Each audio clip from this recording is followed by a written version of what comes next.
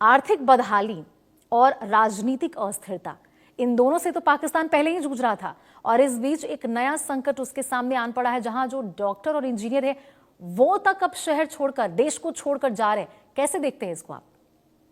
देखिए, बिल्कुल सही है। नेचुरल है पाकिस्तान के डॉक्टर्स, इंजीनियर्स और इंटेलेक्चुअल्स का पाकिस्तान को छोड़ के जाना। क्या करेंगे वो लोग जब पाकिस्तान में वो लगातार देखते हैं टेररिज्म हो रही है, पॉलिटिकल इंस्टेबिलिटी है, तो उनको साफ दिख रहा है कि उनके करियर का कोई फ्यूचर नहीं है, किसी तरह की करियर ग्रोथ उन्हें नहीं दिख रही है। अब आप देखिए, एक डॉक्टर अपने काम पे जा रहा है, सड़क के किनारे उसे दिखता है कि एक टेररिस्ट को मालाएं पहनाई जा रही हैं स्टेज के ऊपर, तो उस डॉक्टर के मन पे क्या ख्याल जाते हैं? वहां कोई R&D नहीं है, रिसर्च एंड डेवलपमेंट नहीं है, तो करियर ग्रोथ उसकी ठप है। डिजिटल इंफ्रास्ट्रक्चर गायब है। आज डिजिटल इंफ्रास्ट्रक्चर ना हो तो तरक्की नहीं हो सकती है। तो ऐसे में जब उन डॉक्टर साहब को या इंजीनियर को अपनी जिंदगी का भरोसा नहीं है कि मेरी जिंदगी क्या सुरक्षित है पाकिस्तान में, क्या उसके बाद जो है कि मेरा करियर क्या ग्रो करेगा पाकिस्तान में, जब उनको इतने बड़े सवाल खड़े हो रहे हैं, तो जाहिर सी बात है वो पाकिस्तान छोड़ के जाएंगे और पाकिस्तान की बदहाली और बढ़ती जाएगी। देखिए, पॉलिटिकल इंस्टेबिलिटी हमेशा इकोनॉमिक इंस्टेबिलिटी को पैदा करती है। आप कंपेयर कीजिए हमारे हिंदुस्तान से, यहां पॉलिटिकल स्टेबिलिटी है, इसीलिए हमारे यहां ग्रोथ हो रही है। और बात सिर्फ ये नहीं है कि मैं एक हिंदुस्तानी हूं इसलिए कह रहा हूं। आप देखिए, डेटा देखिए, 8.2% जीडीपी ग्रोथ हमने दिखाई है, जो कि दुनिया की बड़ी इकोनॉमी में से फास्टेस्ट है। आज मेरा हिंदुस्तान यूएस से, चाइना से, जर्मनी से, जापान से सबसे तेज ग्रो कर रहा है। और पाकिस्तान में क्या हालत है आज की तारीख में, आप देख ही रहे हैं। इसीलिए वहां के प्रोफेशनल्स को दिख रहा है कि हमारे करियर की कोई सिक्योरिटी नहीं है, करियर की कोई ग्रोथ नहीं है, करियर का कोई फ्यूचर नहीं है। टेक्नोलॉजी, आईटी इंफ्रास्ट्रक्चर वहां का काम नहीं करता, काम भी करता है थोड़ा बहुत तो बड़े अभी बैकवर्ड स्टेज में है। रिसर्च एंड डेवलपमेंट वहां नहीं है। तो जाहिर सी बात है वो लोग छोड़ छोड़ के भाग रहे हैं और वो पाकिस्तान की और बर्बादी। देखिए, जब आप टेररिस्ट के पनाहगार बनोगे, दुनिया का सबसे बड़ा टेररिस्ट ओसामा बिन लादेन कहां पाया गया था? पाकिस्तान में। आज भी बहुत से टेररिस्ट को पाकिस्तान पाल रहा है दामादों की तरह, उनको इज्जत दी जाती है टेररिस्ट को, वहां पे उनको सजी सभाओं में हार पहनाए जाते हैं, उनको ऑनर किया जाता है। तो वहां के जो शरीफ प्रोफेशनल्स हैं, जो इकोनॉमी की ग्रोथ के लिए एक बैकबोन होते हैं, उनके मन पे क्या बीतेगी? बिल्कुल आकाश जी, बिल्कुल सही बात आप कह रहे हैं कि जिस प्रकार से अगर सड़क किनारे यहाँ पे जो आतंकवादी है उनको हार और फूल माला से स्वागत उनका किया जाएगा, तो जो वहां पे रीढ़ है, बैकबोन कहे जाने वाले जो इंजीनियर डॉक्टर है, क्या बीतेगी उन पढ़े लिखे लोगों पर? मनोज जी, आपके पास आना चाहूंगी। आकाश जी ने कहा कि दोनों देश, वैसे तो देखिए भारत और पाकिस्तान की कोई कंपैरिजन है नहीं, लेकिन फिर भी अगर बात करें तो 1947 में देश आजाद हुए, भारत विकसित देश की ओर लगातार अग्रसर हो रहा है। लेकिन बात करें पाकिस्तान की तो उसकी स्थिति देखिए, बद से और भी ज्यादा बदतर होती जा रही है। और अब तो इस सेना और इस जो सरकार है, उन दोनों के खींचतान में, इस खींचतान में जो असर है वो टैलेंट पर पड़ता नजर आ रहा है। मनोज जी, देखिए रोशनी जी, आपने बड़ा अच्छा कहा कि 77 साल की यात्रा है भारत और पाकिस्तान की, और 77 साल में भारत आज विश्व की चौथी अर्थव्यवस्था बन चुका है। तो मुझे लगता है कि पाकिस्तान के साथ भारत की तुलना करना बेमानी होगा, क्योंकि कोई भी जब देश बनता है तो सिविल सोसाइटी से बनता है, व्यक्ति से बनता है। अगर आप तुलनात्मक अध्ययन करेंगे भारत और पाकिस्तान का, तो वहाँ का जो माइंडसेट है, वहाँ का जो सिविल सोसाइटी है, जिस तरीके से एक रेडिकल रिलीजन के नाम पे, फंडामेंटलिस्ट के नाम पे जिस तरीके से पूरे विश्व में आतंकवाद की सप्लाई और फैक्ट्री के रूप में अपने आप को स्थापित किया है,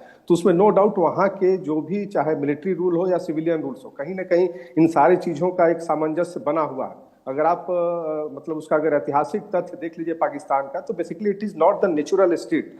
पाकिस्तान कभी नेचुरल स्टेट था ही नहीं, वो एक बैटल फील्ड है जिसको यूरोपियंस ने बनाए और आज तक उसी के रूप में उसको यूज किया जा रहा है पूरे विश्व के द्वारा। और ऑपरेशन सिंदूर ने जिस तरीके से पूरे पाकिस्तान और खास करके जो एक जिसको हम बोलते हैं फर्स्ट वर्ल्ड इकोनॉमी जो एक्सपोज हुआ है, उससे कहीं ना कहीं पाकिस्तान की वो जो वास्तविक पिक्चर है वो देखने को मिल रही है। और भारत ने जिस प्रकार से पिछले 11 सालों में मोदी जी के नेतृत्व में, वो चाहे विदेश नीति हो या अर्थव्यवस्था नीति हो या इंटरनल पॉलिटिक्स हो, जिस तरीके से वो चीजें चल रही है, तो आप देखिए कि 11 साल में पाकिस्तान की अर्थव्यवस्था बहुत डे बाई डे खराब हुआ है। और इसके पीछे बहुत सारे फैक्ट्स हैं, अगर आप उस पर चर्चा करना चाहें तो हम कर सकते हैं। लेकिन मैं मूलतः ये बात कहना चाहूंगी कि जो आज का जो विषय आपने रखा है कि जो ब्रेन ड्रेन हो रहा है, देखिए कोई भी सभ्य समाज जो होता है, जो पढ़ लिख के आता है, उसका मोटिव होता है कि उसे एक अच्छा एक सोसाइटी मिले, एक अच्छा इन्वायरमेंट मिले। लेकिन वहां पे आप देख सकते हैं कि जो पॉलिटिकल एनार्किज्म है, जो राजनीतिक अराजकतावाद है, वो चरम पे है। वहां पे एक चुनी हुई सरकार जो इमरान खान के द्वारा आई थी उसको आज जेल में डाल के रखा गया। आप इसी से आप अंदाजा लगा सकती हैं कि वहां का मिलिट्री किस तरीके का अपने हेजेमनी को स्थापित करने के लिए अमेरिका के इशारे पे और जिस तरीके से अपने बैटल फील्ड को यूज करने दे रहा है, आप देख सकते हैं कि उसके बहुत सारे फैक्ट्स और फिगर्स हैं। तो मुझे लगता है कि यही सब सारे कारण हैं, क्योंकि जो भी सभ्य समाज है वो चाहता है कि हमारा जीवन एक अच्छे तरीके से चले, लेकिन वो लोग वहां से माइग्रेट कर रहे हैं और इसको आप बोल सकते हैं कि ब्रेन ड्रेन रियल वास्तव में हो रहा है। और धीरे धीरे मुझे लगता है कि हर देश का एक अपना जब बनता है, जब ओरिजिन होता है और उसके कर्मों से ही उसकी एक तरीके से उसका एक्सपायरी डेट भी फिक्स होता है। तो मुझे लगता है कि पाकिस्तान देश का खत्म होने का समय आ चुका है। चलिए मनोज जी, आपने बिल्कुल सही बात कही कि ब्रेन ड्रेन हो रहा है। हम और आप तो इस बात को मानने के लिए बिल्कुल तैयार हैं, लेकिन वहां जो बैठे हुए लोग हैं वो इस बात को नहीं मान रहे।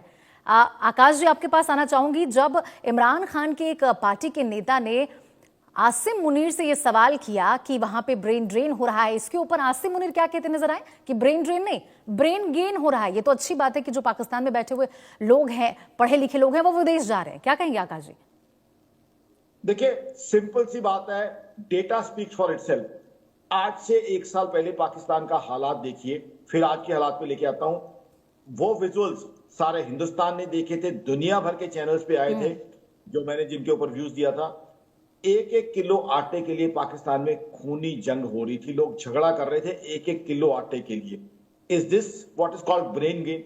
किस तरह का ब्रेन गेन है कि 1-1 किलो आटे के लिए सड़कों पे खूनी संघर्ष हो। आज की तारीख में जीडीपी की हालत देखिए, फॉरेक्स रिजर्व की हालत देखिए। फॉरेक्स लोन्स इतने ज्यादा है पाकिस्तान के ऊपर, इतना कर्जा है कि फॉरेक्स लोन्स चुकाना तो भूल ही जाइए, उसकी तो कोई पॉसिबिलिटी नहीं है। आज उन लोन्स का इंटरेस्ट चुकाने के लिए पाकिस्तान के पास पैसा नहीं है। अब पाकिस्तान की इकोनॉमी में अब देखिए बात वही आ जाती है जो हिंदुस्तान की तरफ से कभी कही गई थी। हमने जो है आईआईटीज बनाए, आईआईएम बनाए, पाकिस्तान ने क्या बनाया? पाकिस्तान ने वो जो बड़े बड़े टेररिस्ट आउटफिट्स को सपोर्ट किया है, उसमें पाकिस्तान ने कुछ नहीं किया। अपनी कब्रें पाकिस्तानियों ने खुद खोदी हैं जो टेररिज्म को सपोर्ट कर रहे थे। आज पाकिस्तान की जनता को, मेरी ऑर्गेनाइजेशन आकाश.in का मानना है, वहां की सरकार, वहां की जो है मिलिट्री, आईएसआई से पूछना पड़ेगा, उनको सवाल खड़े करने होंगे कि आपने 75 साल के टेररिज्म के बाद पाकिस्तान को कहां पहुंचा दिया। जब वहां की जनता उनसे सवाल पूछेगी उनके हुक्मरानों से, तब पाकिस्तान की सरकार, आईएसआई और मिलिट्री को टेररिज्म खत्म करनी होगी। हिंदुस्तान के जो टेररिस्ट जिन्होंने हिंदुस्तान में टेररिज्म किया, जो पाल रहे हैं, हिंदुस्तान को सौंपने होंगे, दुनिया से माफी मांगनी होगी टेररिज्म के लिए, तब पाकिस्तान की तरक्की हो सकती है। एक दिन पाकिस्तान का आम आदमी, ये लिख लीजिए, सड़कों पे आएगा, सरकार, मिलिट्री और आईएसआई से पूछेगा कि आपने टेररिज्म को अपना के 75 साल में, 77-78 साल में हमें कहां पहुंचाया है। उस दिन जाके पाकिस्तान में कोई रिकवरी की पॉसिबिलिटी आएगी। मनोज जी, आकाश जी कह रहे हैं कि सड़कों पर उतरेंगे लोग, आवाम सड़कों पर उतरेगी, प्रदर्शन करेगी, नारेबाजी करेगी, तब जाकर कुछ संभव है कि पाकिस्तान की स्थिति सुधार पाए, जो अभी बदहाल स्थिति में पाकिस्तान दिख रहा है। देखिए, बिल्कुल रोशनी जी, किसी भी देश का जो सिविल सोसाइटी होता है बहुत इंपॉर्टेंट होता है, और वहाँ की जो जनता है ऑब्वियसली कि जिस तरीके से सप्रेस किया जा रहा है वहाँ की आर्मी के द्वारा, और एक चुनी हुई सरकार को जिस तरीके से जेल में बंद करके रखा, तो पाकिस्तान का इतिहास रहा है। तो मुझे लगता है कि ये जो सिविल वार वहाँ पे एक तरीके से शुरुआत हो चुका है, क्योंकि आप देखिए बलूचिस्तान को देख लीजिए, खैबर पख्तूनख्वा देख लीजिए, धीरे धीरे वो सारे कटते जा रहे हैं। इवन पीओके का जो जम्मू कश्मीर जो अधिग्रहण पाकिस्तान है, उसमें भी वहाँ पे देखिए तो एक तरीके से पॉलिटिकल इंस्टेबिलिटी खड़ी हो रही है। लेकिन वहाँ पे जिस तरीके से वहाँ की जो आर्मी है, क्योंकि मुनीर ने जिस तरीके से अपने आप को फील्ड मार्शल घोषित कराया है और धीरे धीरे जिस तरीके से कॉन्स्टिट्यूशनली पावर अपने आप में ग्रैब्स कर रहे हैं, तो इसके पीछे आप देखिए तो एक तरीके से अमेरिका का ही पूरा योगदान रहा, क्योंकि अमेरिका वहां से जिस तरीके से नेचुरल रिसोर्सेज को एक तरीके से फ्री में लेके जाना चाहता है और इनको एक तरीके से सेफ्टी पैसेज देना चाह रहा है, क्योंकि इन्हें भली बाकी पता है कि वहाँ की जो सिविल सोसाइटी है वो डे बाई डे एक तरीके से सरकार के खिलाफ धरना प्रदर्शन पर उतरने जा रही है। और पाकिस्तान का इतिहास रहा है, आप देख लीजिए, चाहे पाकिस्तान हो या बांग्लादेश हो, वहाँ की जो सिविल सोसाइटी है, रोड से ही सारी क्रांति शुरू होती है। तो मुझे लगता है कि ये जो मुनीर अपने आप को बचाने के लिए जिस तरीके से एंटी इंडिया सेंटिमेंट्स को डेवलप कर रहे हैं, जिससे कि वहाँ पे जनता के बीच में एक उनके प्रति सपोर्ट मिल सके।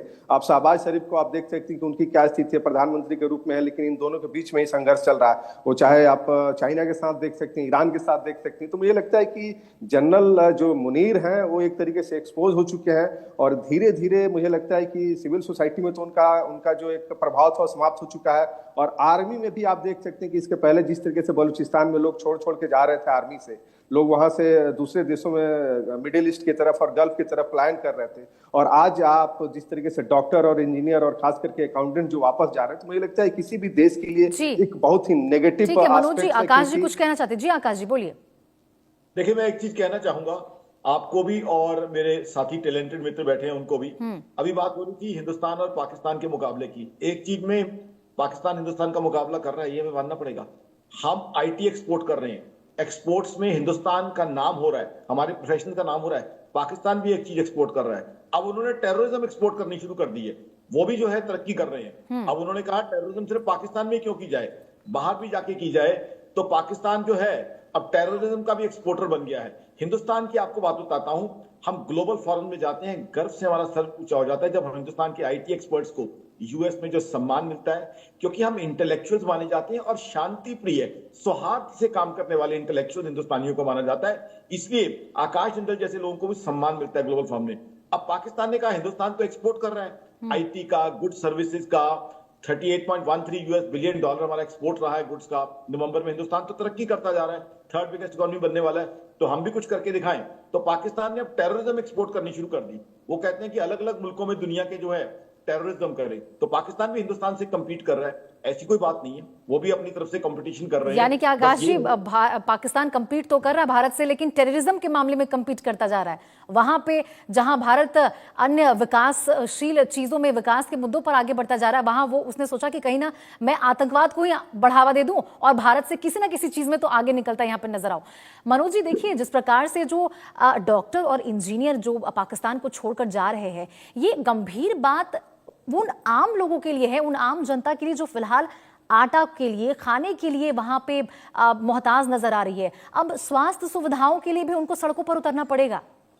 बिल्कुल बिल्कुल रोशनी, देखिए डॉक्टर हो या इंजीनियर हो या अकाउंटेंट्स हो, ये किसी भी देश की रीढ़ की हड्डी होते हैं और इनको आप इग्नोर नहीं कर सकते, क्योंकि देश को बनाने में इनकी बहुत बड़ी भूमिका होती है। अगर आप भारत की तुलना कर लीजिए, अभी जैसे हमारे को पैनलिस्ट आकाश जी जो बात बता रहे थे, तो भारत का जो ब्रेन ड्रेन है, क्योंकि देखिए migration is very important, migration होना चाहिए, लेकिन किस तरीके का माइग्रेशन होना चाहिए, किस कारण से होना चाहिए, किस तरीके से हम भारत की इकोनॉमी में अपने से जीडीपी की हम बात कर रहे हैं, तो आप देख सकते हैं पूरे विश्व में जिस प्रकार से एक तरीके से एक आर्थिक डिक्लाइनेशन चल रहा है और भारत उसमें ग्रोथ कर रहा है। तो हमारा जो पॉजिटिव पोटेंशियल है उसमें पॉलिटिकल स्थिरता बहुत ही इंपॉर्टेंट होता है। और भारत लगभग 78 साल से जिस प्रकार से लोकतंत्र के माध्यम से, जनता के माध्यम से जिस तरीके से डेमोक्रेसी को फॉलो कर रहा है, अगर आप इमरजेंसी को हटा दीजिए तो डे बाय डे हमने ग्रोथ किया। लेकिन वहीं दूसरी तरफ अगर हम जब पाकिस्तान को देखते हैं, ऑब्वियसली पाकिस्तान भी 1947 में बना, लेकिन आप देख सकते हैं कि वहां पे जिस तरीके से राजनीतिक अस्थिरता रही, कभी भी किसी भी सिविलियन गवर्नमेंट को, जो भी पॉपुलर गवर्नमेंट होती है, उसको वहां की आर्मी ने कभी मजबूत होने नहीं दिया और उसको एक तरीके से तख्ता पलट किया।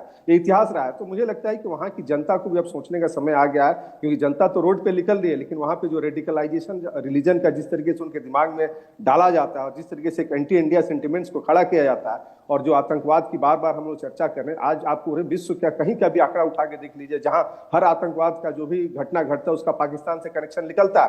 तो इसका मतलब है कि आतंकवाद पाकिस्तान की फैक्ट्री है। दूसरी तरफ उसका जो आज के डेट में आप देख लीजिए, 77 साल में, इवन 90 के बाद से जिस प्रकार से ग्लोबलाइजेशन ने पूरे वर्ल्ड को एक तरीके से हेजेमोनाइज किया, उसमें पाकिस्तान बिल्कुल अलग थलग पड़ते जा रहा है। उसका प्रोडक्शन के नाम पे सिर्फ आपको देख सकते हैं इलीगल गन, हथियार, बम, बारूद, और दूसरे तरफ आतंकवाद और ड्रग्स, इन्हीं 3-4 चीज पे वो टिकी हुई है। लेकिन आज जिस तरीके से day by day even Africa के भी जो देश हैं वो भी अपनी इन सब सारे चीजों को लेकर आगे बढ़ रहे हैं। अभी देख सकते हैं जिस प्रकार से भारत ने जो एक जो सम्मेलन किया, उस सम्मेलन के माध्यम से भी उसमें पाकिस्तान को कटघरे में खड़ा किया। तो वर्ल्ड के हर प्लेटफॉर्म पे इन सब सारी चीजों की चर्चा हो रही है। लेकिन आप समझ सकते हैं कि उसका ऐसा नहीं है कि सपोर्ट सिस्टम उसको कहीं ना कहीं से मिल रहा। उसमें कभी चाइना उसके साथ खड़ा हो जाता है, कभी अमेरिका खड़ा हो जाता है, जिसके चलते वो एक एंटी इंडिया सेंटिमेंट्स को बनाने के लिए किया। आकाश जी इसका जवाब दीजिएगा कि कहीं ना कहीं से पाकिस्तान को सपोर्ट सिस्टम प्राप्त हो रहा है और तभी जाकर पाकिस्तान इन चीजों में भी आगे बढ़ रहा है, चाहे वो आतंकवाद हो या फिर तमाम जो चीजें, जो गतिविधियां हैं उसकी ओर से देखने को मिलती है।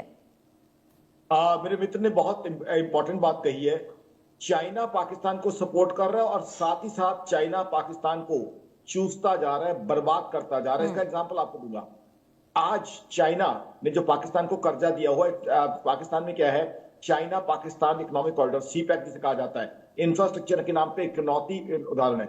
चाइना ने पाकिस्तान को इतने हाई रेट ऑफ इंटरेस्ट पे कर्जा दिया कि पाकिस्तान को बर्बाद कर दिया। 3.86%। ग्लोबली ये लाफेबल रेट ऑफ इंटरेस्ट है। आपको कंपैरिजन बताता हूं, हमारे यहाँ हमारी हिंदुस्तान की सरकार ने हमारे इंफ्रास्ट्रक्चर प्रोजेक्ट बुलेट ट्रेन के लिए जापान से लोन लिया 0.1% रेट ऑफ इंटरेस्ट पे। अब आप देखिए, ये है समझदारी की बोरिंग, 0.1% रेट ऑफ इंटरेस्ट। कहां पाकिस्तान कर्जा ले रहा है 3.86% पे, और अब सीपैक भी उनका बर्बाद हुआ प्रोजेक्ट है। अब तो चाइना को भी जो घबराहट हो गई है कि जो उन्होंने पैसा दे दिया, हाई इंटरेस्ट तो चार्ज करते रहे, किताबों में एंट्रियां जमाते रहे, क्या पाकिस्तान वो पैसा दे पाएगा? चाइना पब्लिकली कह रहा है कि कोई और ग्लोबल पार्टनर आ जाए जो सीपैक के अंदर पैसा लगा दे, हम तो और पैसा नहीं लगा पा रहे हैं। यानी पाकिस्तान से जिसने हाथ मिलाया वो भी बर्बाद हो गया। ये दिख रहा है चाइना को भी, क्योंकि इंफ्रास्ट्रक्चर के नाम पे जो उन्होंने पैसा दिया था वो पैसा उन्हें दिख रहा है कि डूब गया है वहां पे।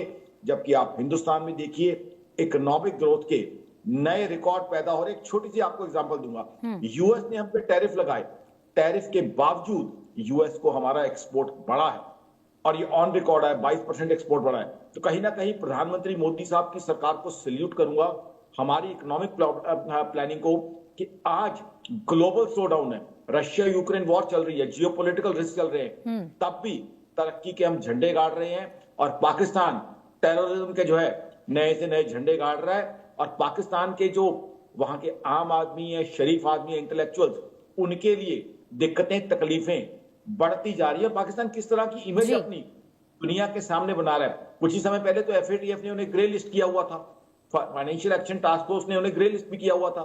तो पाकिस्तान को तो लगातार मेडल्स मिलते रहते हैं, ग्रे लिस्टिंग उनकी हुई थी, आगे भी जो है अगर पाकिस्तान नहीं सुधरा तो इस तरह के मेडल मिलते रहेंगे। बिल्कुल आकाश जी, अगर अब भी पाकिस्तान नहीं सुधरता है, मनोज जी, नहीं सुधरता है पाकिस्तान, तो इसकी स्थिति और भी बद से बदतर हो जाएगी।